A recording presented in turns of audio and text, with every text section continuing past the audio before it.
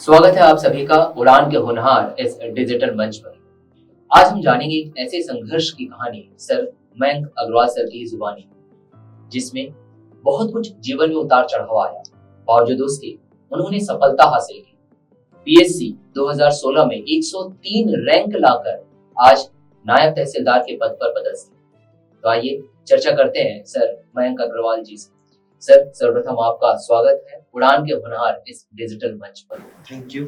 Sir, आपका जीवन संघर्षों से भरा रहा और आप संघर्षों को पार कर पदस्थ हुए नायब तहसीलदार के पद पर। सर, क्या कुछ पृष्ठभूमि रही पारिवारिक और शैक्षणिक? मेरे फादर का बिजनेस हुआ करता था। कॉलेज पास आउट होने के मेरे पास आउट होने के इमीडिएट पश्चात वो बंद हो गया। शैक्षणिक पृष्ठभूमि के तारतम्य में मैंने मैकेनिकल इंजीनियरिंग की है। और बात रही सफलता की, तो मेरे हिसाब से सफलता, किसी भी व्यक्ति को सफलता प्राप्त करने के लिए 4 चीजों की आवश्यकता होती है: मेहनत, प्रेरणा, संबल और सहयोग। प्रेरणा मुझे मेरी 5 महीने बाद जन्म लेने वाली बेटी से मिली थी। संबल मेरी माँ का रहा। सहयोग मेरी पत्नी का और मेहनत का। प्रेरणा, संबल, सहयोग, मेहनत, अच्छे शब्दों का आपने इस्तेमाल किया सर, जिससे विद्यार्थी जरूर प्रेरणा स्रोत की तरह लेंगे। आपने यह भी बताया कि किसी कारणवश पापा का जो बिजनेस था वो बंद हो गया था। पूर्व में चर्चा के वक्त हमें यह भी पता चला था कि सन 2014 में जब आप इंजीनियरिंग के लास्ट ईयर में थे, शायद सर 2012 में, माफ करिएगा, तब शायद पापा जी को हार्ट अटैक आया। तो क्या कुछ उस समय आपकी मन स्थिति रही और कैसे फिर आपने अपने आप को संभाला, परिवार को संभाला और इसीलिए मैंने कहा संबल मेरी माँ से मुझे प्रदान किया गया या उनसे मुझे मिला। मन स्थिति केवल यही थी, अगले महीने का राशन कहाँ से? इसी विचार के साथ दिन शुरू होता और इसी के साथ दिन। मतलब इन प्रेरणाओं की अगर हम बात करें तो पिताजी की हालत देखने के बाद माताजी भी आपका एक सहारा बनी कि आप कैसे आगे बढ़े। निश्चित। और सर, आप इंजीनियरिंग बैकग्राउंड से भी रहे, एक टेक्निकल बैकग्राउंड से रहकर के पीएससी की तैयारी करना, क्या कुछ चैलेंज मिला आपको इस राज्य सेवा परीक्षा के विषयों को लेकर? कठिनाई तो जरूर होती है। ऐसा एक आम टेंडेंसी है कि इंजीनियरिंग वालों को आसान है। हाँ, उनके लिए टेक्निकल सब्जेक्ट्स आसान हुआ है, फॉर एग्जांपल साइंस और मैथ्स, बट उनके लिए आर्ट्स के सब्जेक्ट, ह्यूमैनिटीज के सब्जेक्ट उतने ही टफ होते हैं। उसमें उतना ही समय हमें लगता है। बहुत पहले स्कूल में जब पढ़ते थे तब कभी जो पढ़ा था उसको दोबारा पढ़ना और थॉरोली पढ़ना। सर, चर्चा ये भी की जाती है कई बार स्टूडेंट्स के बीच में कि प्रारंभिक परीक्षा तो उनकी निकल चुकी है, परंतु मुख्य परीक्षा निकालते वक्त उन्हें कई तकलीफें आती है, जिनसे क्लियर नहीं हो पाता। जबकि बहुत से ऐसे सब्जेक्ट हैं जो लगभग समान होते हैं और कुछ अलग भी होते हैं। तो क्या कुछ उनकी स्ट्रैटेजी होनी चाहिए मुख्य परीक्षा को निकालने? सबसे पहले लगातार 3 घंटे बैठ करके लिखने की हैबिट होनी चाहिए। ये मैं करता था कि मैं लगातार बैठूं और लिखूं, क्योंकि एग्जाम हॉल में भी मुझे दिन में 6 घंटे बैठ के लिखना। 6 घंटे लिखते हुए 6 घंटे आपका दिमाग चलना चाहिए। दूसरा, बहुत अलग लिखूंगा मैं किसी से, मेरा राइटिंग बहुत डिफरेंट होगा, कि मेरे आंसर्स अलग होंगे, ऐसा जनरली होता है। लिखना इंपॉर्टेंट है और सारे क्वेश्चंस अटेम्प्ट करना इंपॉर्टेंट है। मेरा ये मानना है कि कोई भी क्वेश्चन छोड़ना नहीं। सर, मुख्य परीक्षा की अगर बात करें तो इसमें एक और क्वेश्चन पेपर आता है जिसे हम निबंध कहते हैं। उसकी तैयारी किस तरीके से होनी चाहिए? निबंध, वर्तमान में 4 निबंध लिखने होते हैं। मैंने जब दिया था तब 2 निबंध लिखे, एक नेशनल इशू था, एक स्टेट इशू हुआ करता था। उसको लेकर के अब तुरंत थॉट लेके आना, क्या लिखना है, उसके लिए मैंने जो मेरी स्ट्रेटेजी थी, जो मेरे गुरुओं ने मुझे बताया, सारे सब्जेक्ट सोच लो, जो भी आप सब्जेक्ट लिखो, history, geography, political science, economics, और फिर उस टॉपिक को उस सब्जेक्ट के पॉइंट ऑफ व्यू से सोचें कि वो टॉपिक का हिस्टोरिकल पॉइंट क्या है, भौगोलिक परिदृश्य क्या हो सकता है, क्या उसमें कुछ आर्थिक पॉइंट है, क्या उसमें कुछ टेक्निकल पॉइंट है। ऐसा सोचने से पॉइंट्स बहुत आसानी से मिलते हैं।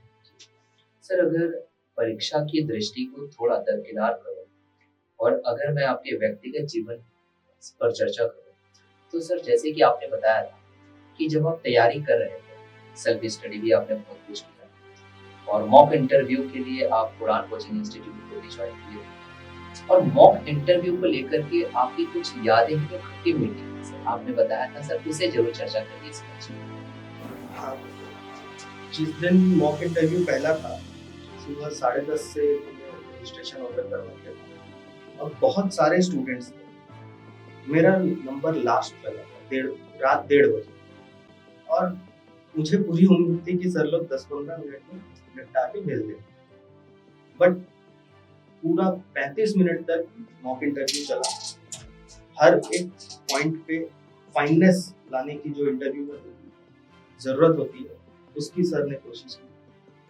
और जैसे ही खत्म हुआ, मैं बाहर निकल रहा था, तो ये बात सोच के आज भी मेरे रोंगटे खड़े हो जाते हैं, मतलब गूज़बम्स आ जाते हैं कि ऐसा कैसे कोई इतना मेहनत कर सकता है। मैं निकल रहा था और अंकित सर की आवाज आई पीछे से, अपने स्टाफ को वो कह रहे थे कि यार खाना लगा दे, बहुत भूख लगी, सुबह से बैठे। तब मुझे लगा यार अगर हम भूखे प्यासे मेहनत कर रहे हैं तो हमारे साथ सर भी कर रहे हैं, तो डेफिनेटली कुछ बात। मतलब मॉक इंटरव्यू का कहीं ना कहीं हमारे आयोग द्वारा जो दिया जाने वाला इंटरव्यू होता है या साक्षात्कार, वो काफी मदद करती है। निश्चित तौर पर मदद मिलती है। आपका एक जो सबसे बड़ा डर होता है कि मैं पीएससी के इंटरव्यू में जा रहा हूँ, वो बहुत हद तक कम होता है, प्रैक्टिस हो जाती है।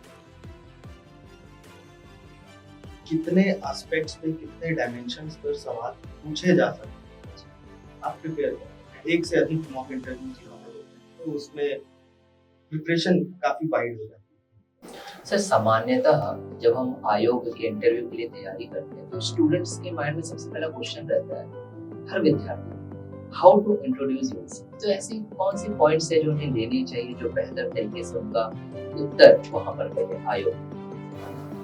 जनरली आयोग के पास आपका पूरा लिस्ट होता है, आप जो फॉर्म भर के देते हैं वो उनके पास होता है, तो वो अपने आप को इंट्रोड्यूस करने तो नहीं, या मुझे तो नहीं पता। बाकी हर किसी का ये व्यक्तिगत जवाब होगा, इसमें ओरिजिनलिटी होनी चाहिए, क्योंकि ताकि आयोग ये जान सके या जो पैनल है वो ये समझ सके आपको और आपके व्यक्ति। इसके लिए आप बहुत ज्यादा रट करके जाएंगे तो फिर चीजें बिगड़ेंगी। सर परीक्षा की लाइन से थोड़ा सा हट करके अब आपसे एक प्रश्न है। आज आप नायब तहसीलदार के पद पर हैं सर। इससे पूर्व में यह भी पता चल रहा है कि प्रतियोगी परीक्षाओं से संबंधित कुछ मैगजीन से भी संबंधित आपने कार्य किए हैं सर। तो क्या कार्य था उस समय? मेरी वाइफ, मैं, हम लोगों ने मिलकर के और भी मेरे साथियों ने मिलकर के एक मैगजीन का पब्लिकेशन स्टार्ट किया। उसमें मेरी वाइफ कंटेंट राइटर हुआ करती और मेरा काम मार्केटिंग करना था। प्रिंटिंग करवा के बाइक में लेकर के बिलासपुर मैं बेचने लगा। तो इतना कुछ मेहनत किया सर आपने सिलेक्शन से पहले, और शायद इसलिए आज आप इतने सफल हैं सर।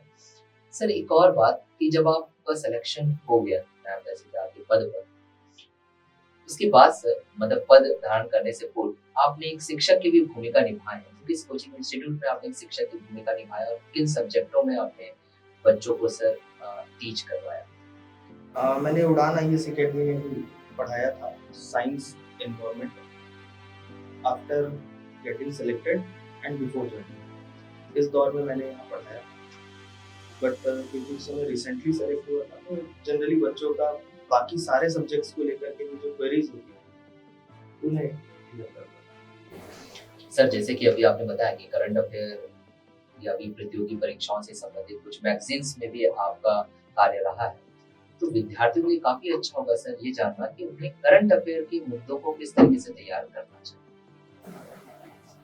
डेली न्यूज़पेपर पढ़कर, डेली न्यूज़पेपर किसी भी हाल में छोड़ना नहीं चाहिए, और इन दी एंड एक मैगजीन कोई भी जो मैगजीन आप प्रेफर करते हैं उसे आप लीजिए और उसे धार्मिक पुस्तक की तरह कि अगर कुछ लिखा है तो मुझे पता। सर, विद्यार्थियों को एकल तौर पर तैयारी ही करना बेहतर होता है या फिर ग्रुप स्टडी का अपना कुछ महत्व भी होता दोनों के अपने महत्व हैं और दोनों को साथ में लेकर के चलना ज्यादा बेहतर होता है, ऐसा मेरा मानना है। अकेले आदमी पढ़ता है तो उसे ये समझ नहीं आता कि मेरी त्रुटियां क्या है या मुझसे क्या पॉइंट स्किप हो गए। और जब आप ग्रुप स्टडी करते हैं, ग्रुप स्टडी में जनरली चर्चा है, चर्चा के दौरान सामने वाले व्यक्ति से, आपके मित्र से आपको और भी पॉइंट्स मिलते हैं। तो चर्चाएं सार्थक, अगर ग्रुप आपका सार्थक है तो आप वो कर सकते हैं। सर, एक प्रश्न ये कि आज आप नायब तहसीलदार के पद पर पदस्थ हैं। उससे पूर्व आपका जीवन एक सामान्य जीवन रहा होगा, एक सामान्य मयंक अग्रवाल जी के नाम पर, और आज आप एक सर मयंक अग्रवाल हैं अगर मैं कहूं। नहीं ऐसा तो सर, क्या बदलाव आया और क्या कुछ लोगों से जुड़ाव हुआ आपका, क्योंकि राज्य सेवा परीक्षा निकालने के बाद हमारा जुड़ाव लोगों से होता है सर, जिसमें कि एक बहुत बड़ी महामारी भी आपने देखा है कोविड का। तो कैसा कुछ अनुभव रहा, कड़वा अनुभव, कुछ ऐसा अनुभव जो आप हमसे शेयर करना चाहेंगे सर? पब्लिक के तौर पर आपने कैसा अटैचमेंट बना लिया था उससे? निश्चित तौर पर जिम्मेदारी बहुत ज्यादा बढ़ने लगती है। मतलब आप कभी भी फील्ड में रहते हैं तो पब्लिक ये कहती है कि जिम्मेदार अधिकारी को उपस्थित करो। तो वहाँ जब हम जाते हैं, हम नए नए सेलेक्ट हुए रहते हैं, हम जाते हैं, हमें खुद नहीं पता होता हम जिम्मेदार अधिकारी हैं। और फिर धीरे धीरे चीजें समझ में आने लगती है। कोविड का दौर बहुत खतरनाक था। ये महामारी में रेवेन्यू डिपार्टमेंट के ऊपर बहुत ज्यादा हमने निश्चित तौर पर उस समय बहुत काम किया और हर फील्ड। तो उस दौरान जो जितनी हेल्प लोगों की हो सके, न केवल बतौर अधिकारी, एक व्यक्ति के रूप में जो बन सकता था वो मैंने करने का प्रयास किया और उसकी वजह से काफी मधुर संबंध भी वर्तमान करते हैं। सर, अंत में आपसे यही प्रश्न, एक विद्यार्थी जो अपने लक्ष्य को लक्षित है, आप उन्हें अपनी तरफ से क्या सक्सेस मंत्र देना चाहेंगे? परीक्षा पीएससी कठिन होती है, फेल चाहे कितने भी बार हो जाए, सफल एक ही बार। सर, आपके ये शब्द जरूर बच्चों के लिए प्रेरणा स्रोत रहेंगे और हमारे इस उड़ान के होनहार डिजिटल मंच पर बने रहने के लिए आप सभी का पुनः हार्दिक स्वागत और धन्यवाद करता हूँ। सर, धन्यवाद करता हूँ पूरी टीम उड़ान की ओर से आपका भी कि आप हमारे साथ इस मंच पर बने रहे। Thank you sir, thank you.